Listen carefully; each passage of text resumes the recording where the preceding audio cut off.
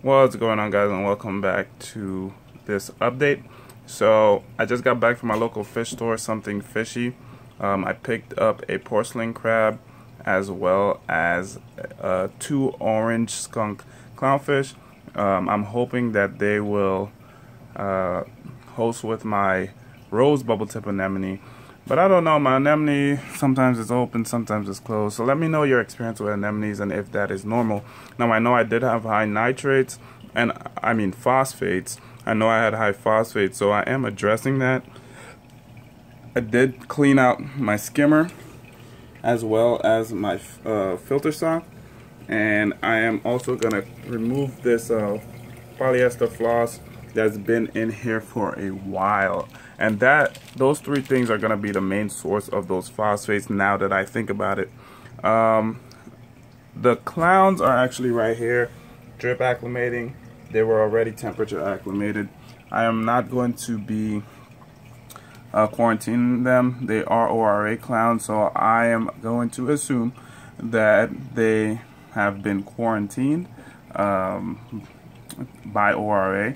I know the store did just get them in a day ago, so we shall see what happens.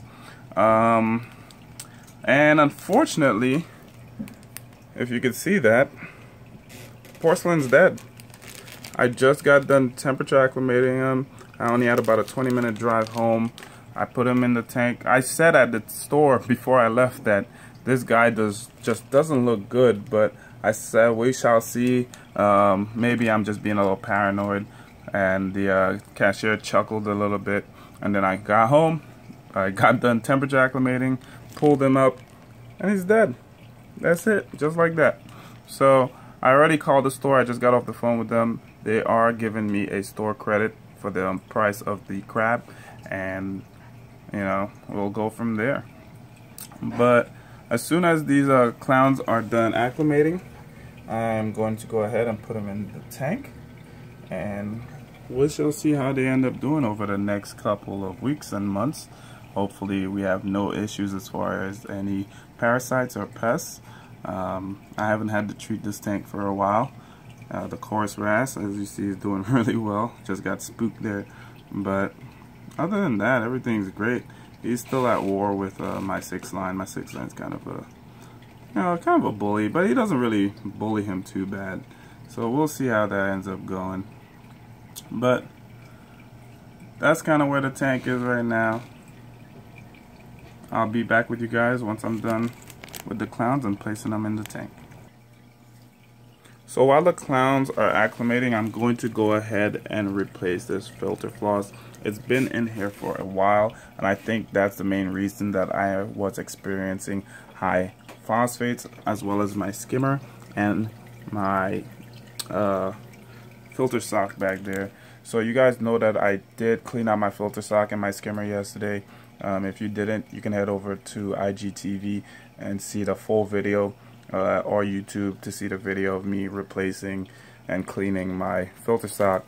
Now that I took care of that, I think it's time to replace the filter floss. I'm pretty sure that's holding a lot of debris and phosphates in the system. I think once I get that and combined with my reactor that's going to show up tomorrow, I'll be able to eliminate these phosphates and get them into a more manageable parameter. So without further ado, I'm going to go ahead and replace the filter floss, and I will check back with you guys in a second. So here it is, guys. As you can see, I think I was correct in my assumption of high phosphates.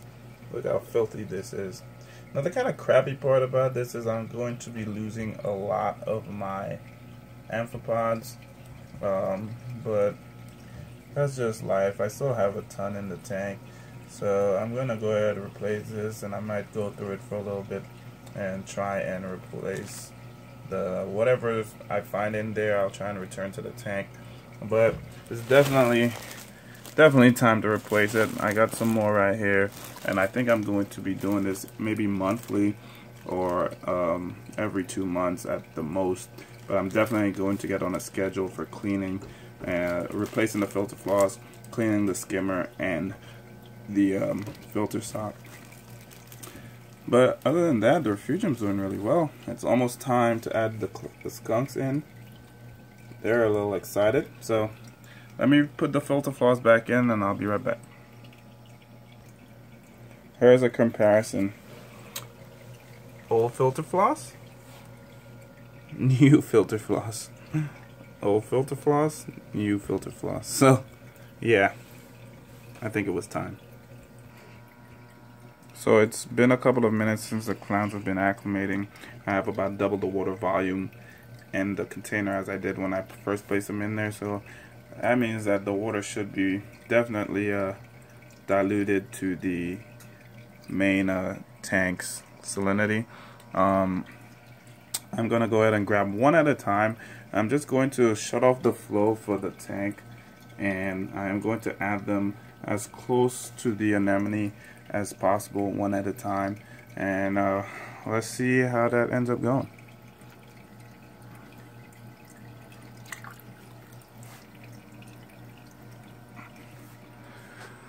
Make sure we get the least amount of this tank water as we can, and there it goes. Let's see, that's one. Clown number 2. These guys are really, really healthy. They look really healthy. Make sure this is empty. I don't want this tank water. I don't want too much of it in my main tank. I'm gonna add them slowly right next to the anemone. This guy doesn't want to leave my hand.